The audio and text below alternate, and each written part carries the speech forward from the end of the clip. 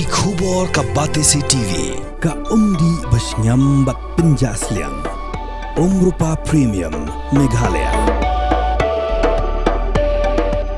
Ka East West Group of Institution Bangalore, ka khot admission nagamta ka nursing but paramedical course, ka bala ithu da ka Indian Nursing Council, ka buy admission ka badunatam, but she's pa percent ka jingyokam. Pila ru ban apply da ka education loan.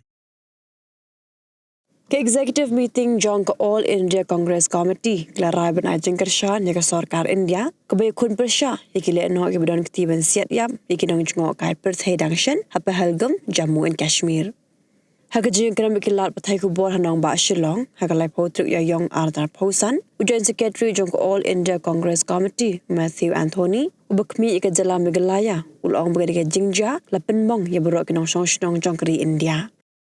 Committee office, we had our political executive committee meeting as decided by the AICC, and we passed a resolution on the